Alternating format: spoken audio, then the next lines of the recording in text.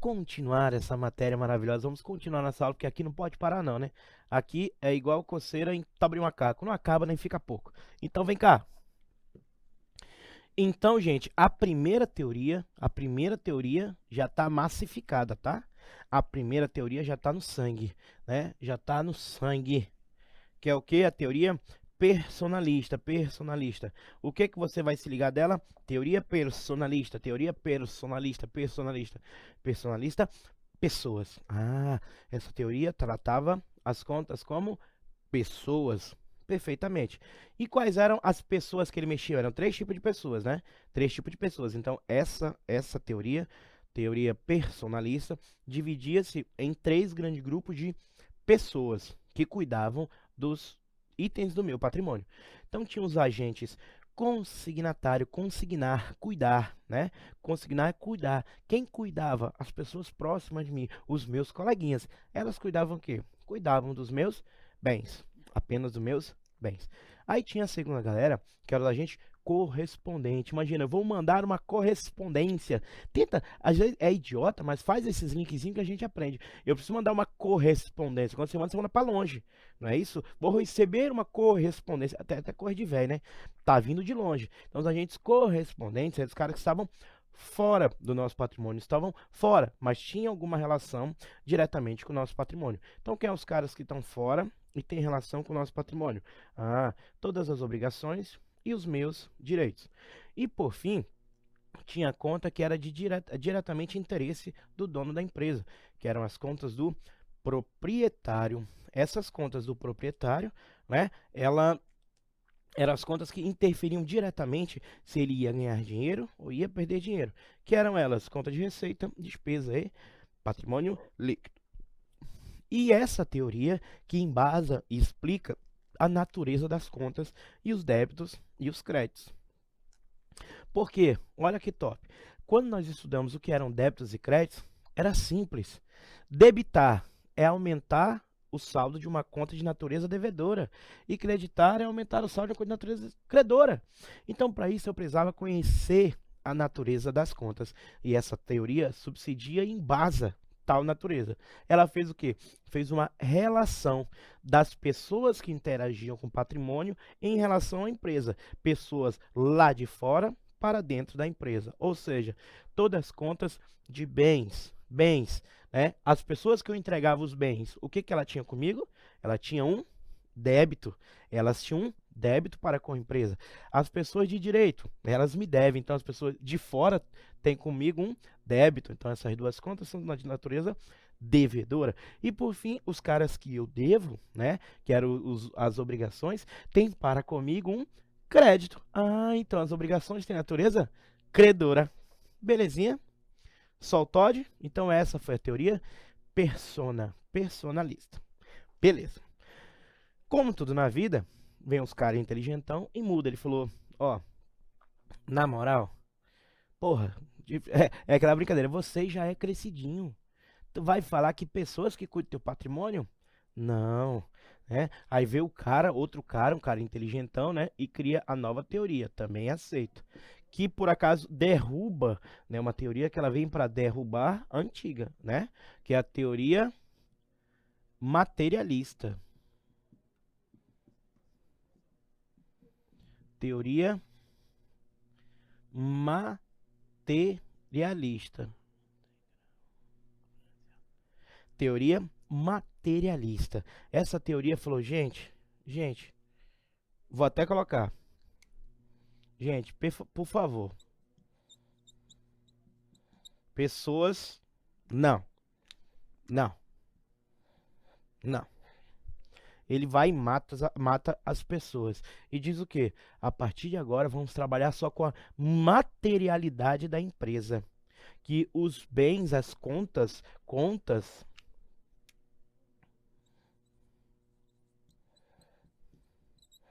igual a materiais, né? As contas agora são materiais. Ele está diretamente ligado, né? Essa teoria ele fala, não, agora vamos preocupar com entrada e saída de bens, entrada e saída de recursos, né? É o cara que começa a desenhar, ele começa a melhorar, né?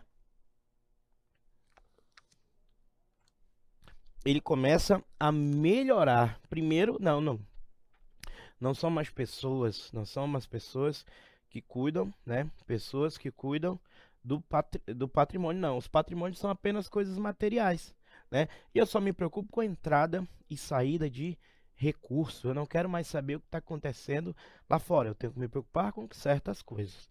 Belezinha? Aí nesse movimento, se você agora começar a prestar atenção, cada teoria ela tenta explicar, mas por fim ela divide em grupos. Ela precisa saber os grupos que as contas pertencem. Elas precisam saber dos grupos que as contas pertencem. Belezinha? Belezinha. Então ele divide o primeiro grande grupo nas contas integrais. Contas integrais, né? Quando eu falo integral, você pensa o quê? A porra toda, a porra toda. Enquanto um lá só cuidava bem de um lado, do outro lado só cuidava de direitos e obrigações, e da outra receita, despesa e PL, esse não, ele já fez quase um apanhado.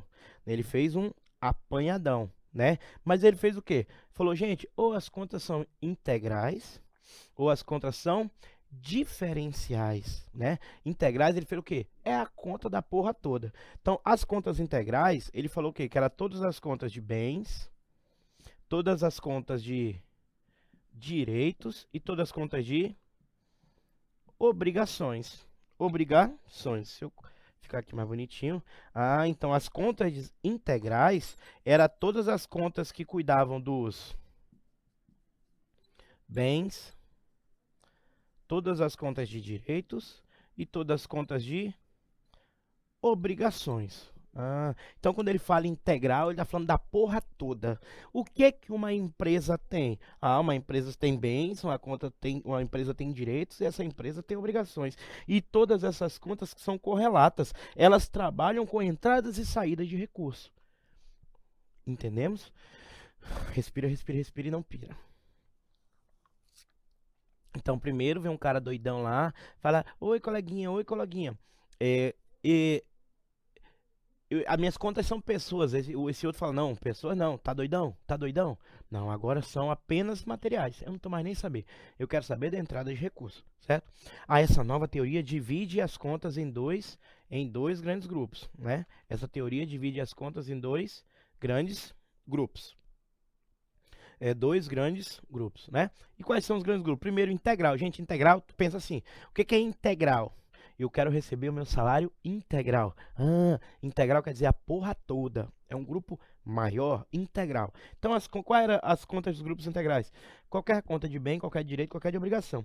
Professor, dê exemplo, caro, pequenino. Bem, veículos, direitos, clientes e obrigações. Fornecedor. Vem comigo aqui, Lipe.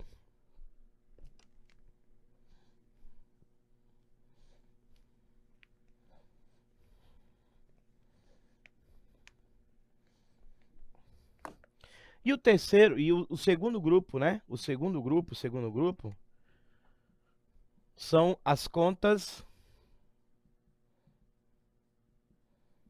diferenciais. São as contas diferenciais. Gente, essa teoria é uma das teorias que é mais cobrada em prova. É a mais cobrada em prova. Por quê? A pessoa não é mais antiga, né? A pessoa não é mais antiga, não dá muita moral. Agora essa daqui, ela não cai não, ela despenca. Quando trata-se de teorias contábeis, a terceira vocês já vão ver, mas vocês vão entender por quê. Porque o nome dela é teoria materialista. Então a banca vai tentar te levar a em qualquer hipótese, ela vai tentar te derrubar, falando que as contas são materiais. Não, as contas são integrais, que é a soma da porra toda, e diferenciais. Integrais e diferenciais. E isso aqui é muito especial, gente. Quando eu trato do passivo, vocês já têm esse conhecimento. O passivo é o passivo todo, né? Então, quando eu falo essas obrigações aqui, eu posso referir o quê? Que são apenas obrigações com terceiros. Essas minhas obrigações nas integrais são apenas obrigações com terceiros, beleza? E a segunda são as contas diferenciais. Quem são as contas diferenciais? São as contas que são diferentes, né? Elas são diferentes. E quais são as contas que são diferentes no patrimônio? São as contas que podem interferir diretamente no patrimônio, né? Aumentando ou diminuindo tal patrimônio. Então, qual vai ser as contas diferenciais? Isso eu nem discuto. As diferenciais vão ser todas as minhas receitas, despesas e patrimônio líquido, que vai ser o que seria o nosso grupo das contas do proprietário. O que seria um proprietário, a nova teoria falou, não, isso eu te apoio. As contas da proprietária eu vou manter, mas eu vou mudar o nome, porra, de proprietário. Vou botar o quê? Contas diferenciais, as diferentonas, as que pode coisar o negócio. Então, contas diferenciais. Beleza. Agora, as integrais eu vou agregar. Basicamente, pensa, o que que ele fez? A primeira teoria, agentes consignatários, agentes correspondentes e contas proprietárias, certo? Certo. Na teoria materialista, ele unificou, né? Ele juntou as contas dos consignatários correspondentes, criando as novas contas, né? Que eram as contas integrais, as contas integrais. Então, ele matou as pessoas e juntou duas contas. E nasce as integrais, que é os bens, os direitos e as obrigações com terceiros. E, por fim, as diferenciais. As diferenciais são as diferentonas que podem diferenciar algo no patrimônio. Essas contas diferenciais, ele juntou quem? Contas que podem interferir. Interfere como? Receita pode aumentar, despesa diminuir, e essas duas vão interagir aonde? No patrimônio. Belezinha? Belezinha? Teoria materialista. Vem cá, Lipe, vem cá, Lipe.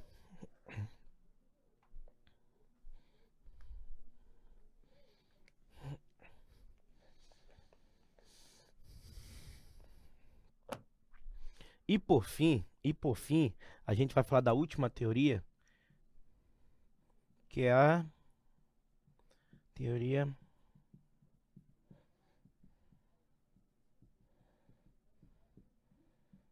patrimonialista. Gente, por que que essa teoria não é tão cobrada?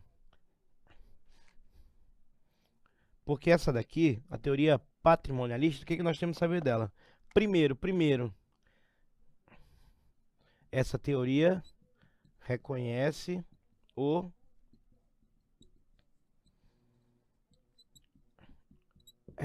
patrimônio como o objeto da contabilidade. A teoria patrimonialista, ela reconhece o patrimônio, ó, patrimonialista reconhece o patrimônio como objeto da contabilidade. Pensa aí. Qual é o objeto da contabilidade? O objeto da contabilidade é o patrimônio. Então, olha cá, essa teoria, gente, é a teoria moderna, tá? É a teoria moderna, é a teoria que estamos, vou botar, utilizada.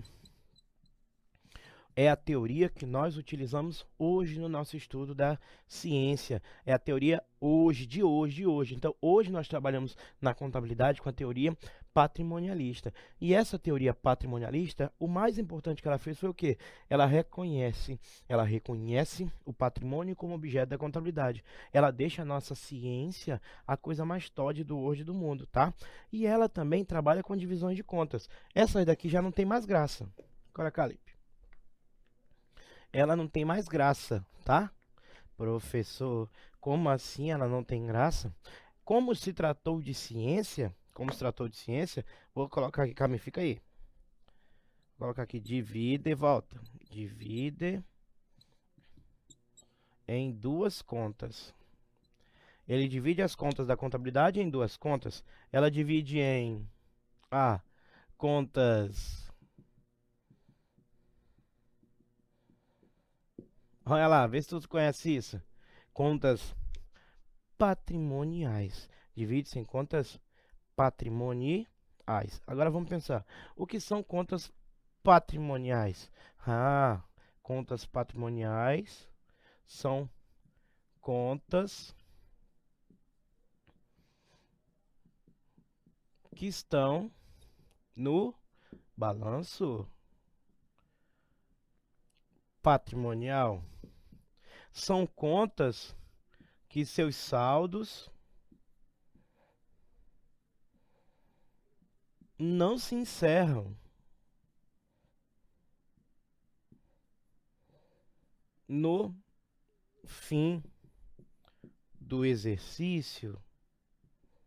São todas as contas que contemplam, são todas as contas que contemplam os bens, todas as contas do direito, todas as contas de obrigações e todas as contas de PL.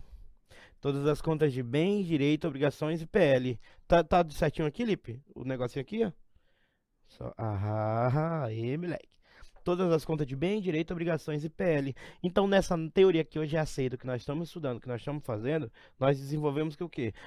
Todas essas as contas patrimoniais são contas que envolvem o ativo e a conta do passivo total. Pronto. Né? Você somou agora a porra toda. Agora nós entramos na contabilidade moderna, tá? Então, são as contas patrimoniais. E, por fim, Calipe...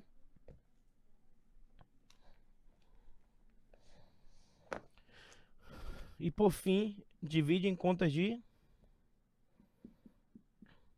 resultado. Conta de resultado. Simples. Todas as contas de receita e despesa. Mas qual é a frescurinha, gente, das contas de resultado? Por favor, essas contas não vão a balanço. Não vão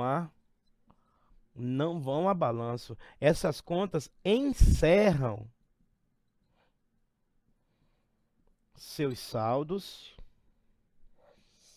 no término do exercício, tá? Essas contas encerram seus saldos no término do exercício. Professor, tu é léser, porque tu fala que essas contas não vai no balanço, não é? Não, não vai no balanço. Mas tira uma dúvida minha, miséria. Se eu tenho um lucro ou prejuízo, ele não vai para o balanço, não? Vai. Mas ele vai para o balanço zerando essas contas e ele muda de nome. Ele não vai ser mais uma conta de receita ou não vai ser mais uma conta de despesa. Ele nasce com uma conta de lucro ou prejuízo, que já é uma conta patrimonial. Então, após o encerramento, muda-se para o balanço, mas não é mais uma conta de resultado. Belezinha? Só o Todd, entendemos as 3 teorias aceitas hoje. Primeira, persona, né? Pessoas próximas cuidam dos meus bens, pessoas distantes, direitos e obrigações, né? E a conta do proprietário, que é contas que mexem no meu bolso. Passivo, receita, despesa e PL. Aí vê os caras inteligentes e funde os dois agentes, né? O agente consignatário e o agente correspondente. Eles fundem criando uma conta só. As contas integrais, integral, a porra toda, conta integral. As contas integrais vão estar todos os meus bens, os meus direitos e as minhas obrigações como terceiros. E as contas diferenciais, a diferentona, que sempre vai mexer no bolso, né? Receita, despesa e PL. E por fim, a terceira e última teoria, que é a teoria válida hoje, a teoria aceita hoje no mercado, né? Que é o quê? A teoria patrimonialista. A coisa mais importante que essa teoria trouxe para a gente é o quê? Essa teoria reconhece o patrimônio como objeto de estudo da contabilidade. E essa teoria divide as contas em 2 grandes grupos, que são as contas patrimoniais e as contas de resultado. Contas patrimoniais, contas do meu patrimônio, contas do balanço patrimonial, contas de ativo e passivo, né? Então, ativo, passivo e PL. E as contas de resultado são as contas que trazem resultado para a empresa. E quais contas trazem resultado para a empresa? Receita e despesa, ou seja, ou aumenta, né, com receita, ou diminui com despesa. Belezinha? Só o Todd. Entendemos das teorias? Então as teorias morreram por aqui. Então vamos continuar agora. Vem comigo, Lipe. Aproveitar aqui, vou apagar logo aqui para a gente começar a escrever coisas novas, porque eu falei que a aula do tio Gilson assim, é igual cantiga de grilo. Não acaba nem fica pouco. E nós temos só que aprender para fechar o edital da PF e acabar com aquela banca velha fuleiragem. Belezinha? Belezinha. A partir de agora, estamos adentrando no novo assunto, tá? Coisa nova, coisa linda de Jesus. Vamos tratar de algo lindo, né? Só de falar meu coração palpita, eu fico emocionado. Vamos falar dos princípios da contabilidade. Princípios da contabilidade. Gente, professor, eu já estudei um pouquinho de contabilidade, eu vi umas aulas lá que tu tá mentindo pra mim. Esse princípio aí nem existe. Calma, pequenino padawan. Calma, jovem aprendiz. Calma, tio Gilson. Ó, primeiramente, todos os princípios da contabilidade, tanto que era descrito assim, os princípios fundamentais da contabilidade. Eles estavam descritos numa resolução 750 de 93, né? Resolução 750 de 93, que tratava dos princípios fundamentais da contabilidade. Princípios fundamentais da contabilidade, né? Ela tratava nessa resolução do CFC de 750 de 93. Beleza.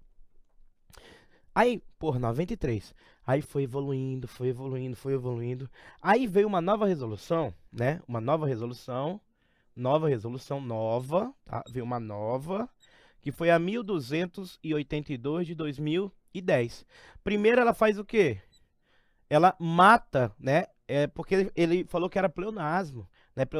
Redundância, era algo redundante. Subir para cima, descer para baixo, né? Essas coisas assim. Tio Gilson bonito, essas coisas assim é redundante, todo mundo sabe. Aí ele falou, não, eu não posso falar que o princípio é fundamental da contabilidade. Se ele é princípio, lógico que ele é fundamental. Aí ele faz o quê? Fica só princípios de contabilidade e ele mata um princípio. Aqui em cima tinha 7 princípios. Aí ele vem aqui na nova resolução da 1282 de 2010, tira, né? Fala que fundamental não era mais necessário e ele mata um princípio. Aí só fica 6 princípios. Beleza. Mas olha o que acontece, gente. Olha o que acontece. Essas resoluções traziam explicitamente, vinha lá escrito, pá, são princípios da contabilidade. Aí falava, lia, beleza. Mas como é que funciona no mundo jurídico? Você já está estudando, você, aluno na faculdade, desenrolado, né? Para você que não começou, mas você já deve ter uma noção básica. As leis, salvo exceções, leis que nascem com prazo, elas são ad eterno. Ou seja, elas são imortais. As leis são imortais. Enquanto não vir outra lei e dá na testa, revoga-se, ela mantém em vigor, tá? As leis se mantêm em vigor. Aí o que acontece? Essa resolução, que para contabilidade, as resoluções do Conselho Federal de Contabilidade são leis, são normas que devem ser observadas, na 750 trazia explicitamente, são princípios fundamentais da contabilidade. Aí tá. Aí veio a segunda resolução, mata um princípio, mas não revoga a desgracenta. Olha, filha da puta, como é que pode isso? Ela não revoga. Então ficou descrito os princípios em duas resoluções distintas. Aí já começou a suruba. Aí vem a estrutura conceitual de contabilidade e trata também, né, da sua maneira dos princípios. Aí ficou bagunçado. Aí, em dezembro de 2016, veio a estrutura conceitual, né? Estrutura conceitual de contabilidade pública. Ela veio e fez o quê? A estrutura conceitual de contabilidade aplicada ao setor público. Lá foi lá em 4 de dezembro de 2016, foi lançada essa resolução e ela faz o quê? Revoga. Ela dá ali na testa. ela revoga a 750 de 93 e a 1282 de 2010. Eita porra! Meu amigo na área contábil era aluno chorando, era professor desesperado, mas aí veio a galera inteligente e falou: calma. Essa estrutura conceitual ela revoga as duas, porque primeiro os princípios são situações balizadoras para a ciência. Não existe nenhuma ciência sem princípios. Não tem como seguir se não tiver um princípio. Então, todos os princípios estão já pacificados, já estão escritos na nossa alma. A diferença é que agora os princípios contábeis não são mais explícitos. Porque antigamente, na questão vinha o seguinte: de acordo com a resolução 1200/2010, o princípio tal é. Aí você tinha que saber a resposta. Agora, com essa nova estrutura conceitual que revoga esses dois, os princípios acabaram, professor? Não, pelo contrário. Agora que eles estão fortes mesmo. Eles só estão diluídos, né? Eles só estão diluídos dentro dos CPCs e dentro da estrutura conceitual de contabilidade. Eles estão todos lá dentro, né? Quando um exemplo, a gente vai falar dos princípios, a gente vai falando. Belezinha? Entendemos essa parte? Então, isso eu só queria explicar o quê? Os princípios da contabilidade morreram? Não, não morreram. Agora, a diferença é o seguinte: antigamente vinha explícito. De acordo com tal resolução, o princípio é, agora não. E questão de princípio, 1 mais 1 é 2, vai cair 2 na tua prova, pelo menos, uma ou duas. Agora eles vão te contar a história, do jeito que a CESP nem gosta, né? O menino apanhava da mãe quando era criança, era sofrido, sofria bullying na escola, era ruim de futebol. Aí conta uma história triste. Aí ele fala: isso refere-se a qual princípio? Aí tu, mas o menino, tu vai lembrar do menino, a CEF faz isso. Ela te conta a história pra te machucar e faz outra pergunta. Aí tu fica: mas o menino, entendeu? Então, muito cuidado. É a questão que com certeza vai vir na tua prova, os princípios da contabilidade. Mas tio Gilson está aqui para desenrolar. Vamos entender a essência. Se você entender a essência dos princípios, nunca mais você erra. Vem comigo aqui, coleguinha. Então, primeiro princípio.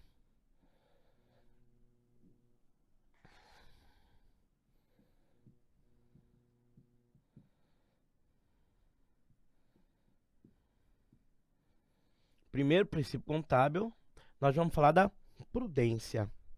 Vamos falar da prudência. E esse princípio aqui, ele até foi discutido, porque fala que a prudência, ela entrou em colisão com a informação fidedigna, né? Que a informação fidedigna diz o quê? Que eu tenho que mostrar a informação certa, perfeita, livre de erro, livre da porra toda. Mas se eu for prudente, eu estou mentindo. Que o que é ser prudente? O que é ser prudente?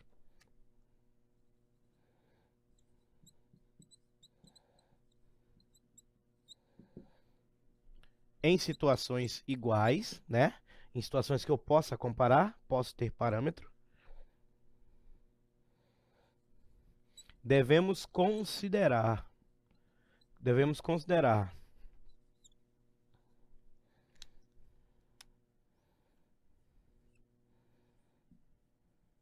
menor valor para ativo e receita e maior valor para passivo e despesa. Então, olha o que é ser prudente. O que é ser prudente? É na tua vida. Basicamente, o resumo desse princípio é o quê? Te prepara para o pior e espera o melhor. Olha um exemplo de o que é ser prudente. Olha o que é ser prudente. A empresa que você trabalha, você demitiu um funcionário, ele achou que essa demissão foi errônea, aí ele faz o quê? Vai para a justiça. Como a galera comenta, põe a empresa no pau. Aí chega a primeira petição lá no documento lá do juizado para a empresa, notificando, falando: ó, comparece aqui no tribunal para a gente começar a discutir relação. Aí olha a história. Quando chega a petição, ele já vai chegar escrito, né? Quanto o cara tá pedindo, vai contar a história da porra toda. Aí o que acontece? O cara falou: ó, eu quero 100 mil reais. Porque isso que você me causou, acabou com a minha vida e tal. Aí os advogados da empresa já vão analisar. Falou: olha, Pode acontecer. Então, olha a história. Só com essa petição, né, com o processo andando, olha o que é o princípio da prudência. Você já, olha o que ele fala. Em situações iguais, considerar menor, né, menor